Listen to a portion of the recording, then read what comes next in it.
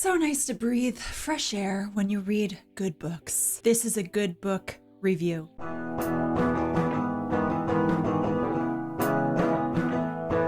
It's so difficult to think of where to start. No, I'm just gonna go out there and I'm gonna start with these lovely books that I read. Oh boy, I finally got into them after about a year of hearing about them, maybe a little less than a year. The Emma M. Lyon series. The Unselected Journals of Emma M. Lyon, and they are quite short. There are, I think, 8 or 9 of them.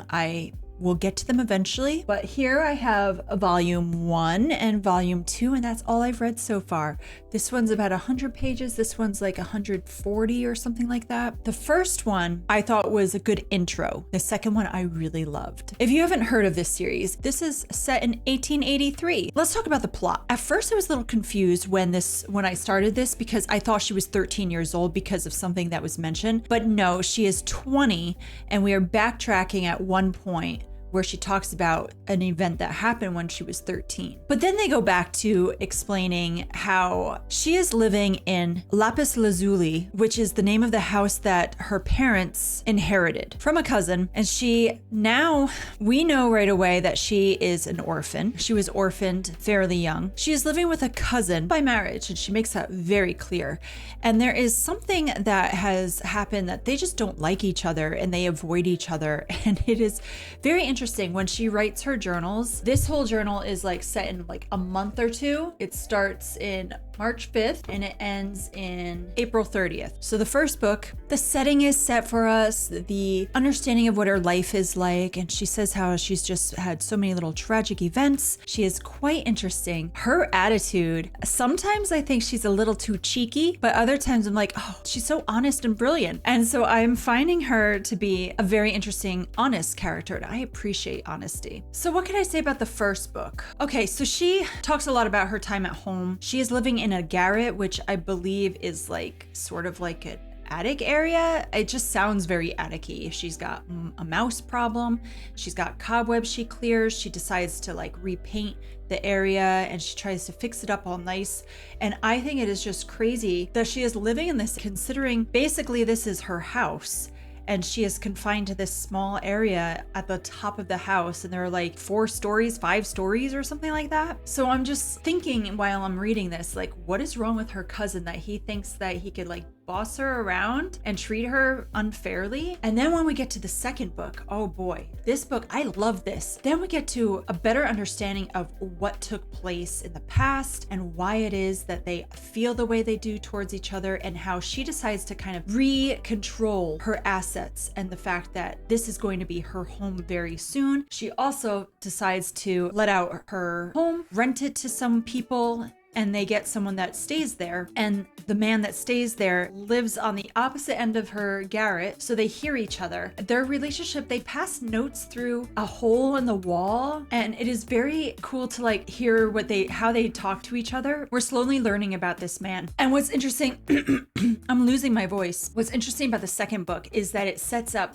these romances, these potential romances from like several men that are flirting with her or seem to be interested in her, and she's either she ignores it or she's a little naive or a bit of both. The stories in the second one, I just find them to be very charming. I really loved this, and I can't wait to read more. This has been a great series so far. So I did give the first book like 3 stars and the second book 4 stars, just so you know, but I was not disappointed in either. I have these. I will probably collect the entire thing and then donate them to the secondhand bookshop. These are really cute. I'm looking so forward to learning more about the characters and more about Emma's life. On my TBR for the summer, I had the Cape Cod Creamery series. The first book I had reviewed a few times ago, and then finally I read the second and third books. The Secret to Happiness we'll start with. This book, so if you remember from the first book, this was about a mother and daughter and their relationship and trying to form a bond again that had been severed a little bit, and also a woman that had her engagement broken. She starts an ice cream shop with her mom. So now it's been in business for a while. Time has gone on, and they have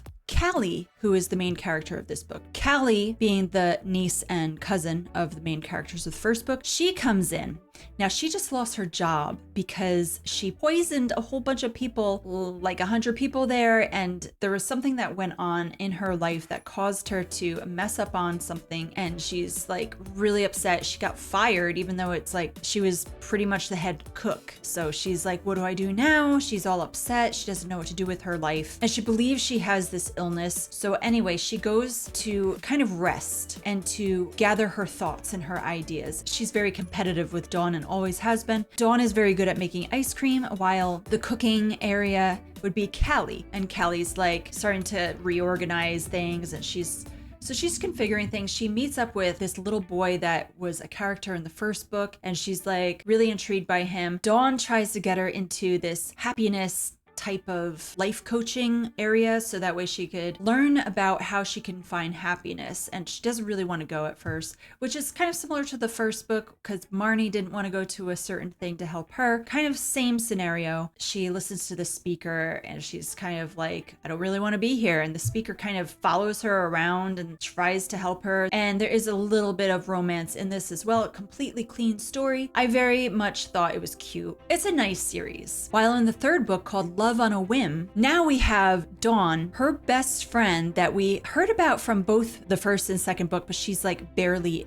ever in it. She's more like she gets texts and she gets calls. Bryn, the best friend, she just randomly elopes and she gets kind of scared and she decides to visit Dawn and try to get things better. And so she ends up living with Marnie for a little bit, and she's like, I don't know what to do. I married this guy and I barely know him. I met him and married him in a day. And so she's trying her best to figure out what to do. She's like, should I divorce? But friend's like, oh, get an annulment. So she's just trying to figure out what to do. On top of it, Marnie has this love interest that she's had throughout the books. Marnie is a widow and she meets Lincoln, who helps them with the creamery. He helps them, and Callie he helps too. And he's just a really great guy, this older man that is just putting himself out there the best he can to help everyone. His daughter is coming with his son, and the two of them are twins. And so his daughter wants him involved in her wedding. He has not been very involved in the family because there were some issues. Now, he is a divorced man, and so they talk about how he wasn't really present in his kids' lives, but how he's trying now. He's trying to fix the mistakes and he's doing his best. And I don't want to give anything away, but there is a lot of problematic things in this, but at the same time, it was a little slow at the beginning of this book. I feel like it dragged its feet. You want to know more about Bryn's love interests, and we don't really hear about him until later. But I mean, I kind of knew what was going to happen anyway. This is a story about forgiveness, and on top of that, about trust. I feel like they don't have much faith in them, but this one, they actually have a little bit more, where Bryn is trying to discover her faith. It's a theme that's kind of flowing a little bit through all three of the books. All around, I thought it was a cute series. I think I gave 3 stars to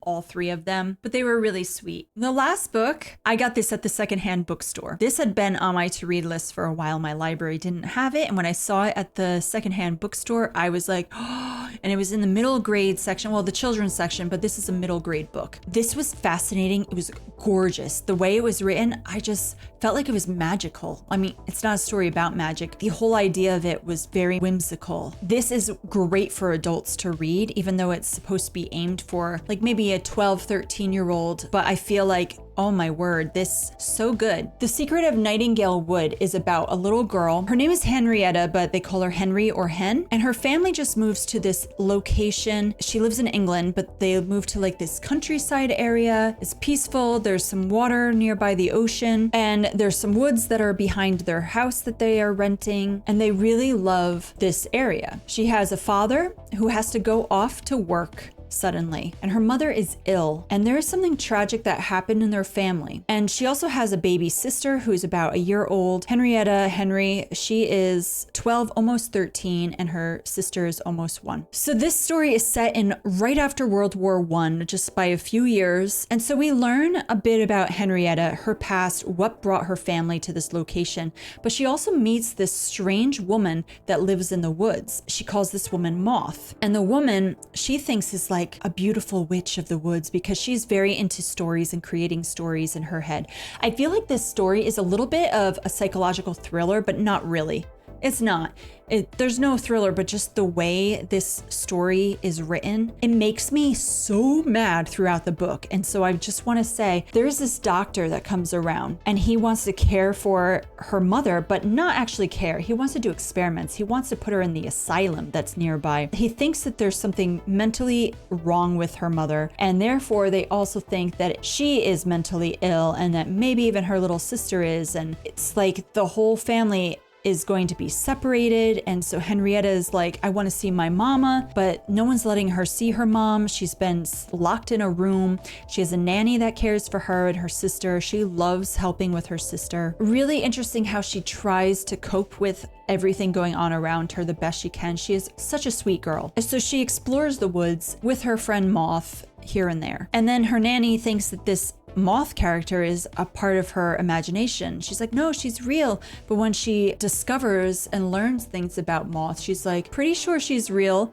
So anyway, it is very beautiful. I really love how this turned out. It was a charming, gorgeous story. And she loves to read books throughout it. She does name certain books. And there was one book that I had never heard of that now I put on my to-read list. You know, sometimes that can happen where you get inspired. A lot of the books I'm like, oh, I've read that. And when I take off this cover, look how beautiful this is. Oh, here you have, this is where her friend Moth lives. Look at this. That is so pretty. I don't know if there's anything on the back. I didn't check that. Let's check it. Nope. So highly recommend these books. Now I will say content-wise for this book, there is talk about suicide, which if a child doesn't know anything about it, it could be problematic. There's also talk about stuff having to deal with war because it was set after World War I. Trying to think if there's anything else. I don't remember anything else content-wise in this book or any of the books. I'm trying to think if there was anything. No, they're pretty clean and I don't recall any language. If there is, would have noticed, honestly, because I don't like reading that. But the doctor might have misused the word of hell, just using it incorrectly instead of, you know, talking about the place as it is. So that might have been the only thing I could remember. Otherwise, amazing books. I feel satisfied today with the books that I got to share with you. I don't know if you've read any of these, and maybe you have. Let me know your thoughts. Thank you so much for being here. Bye.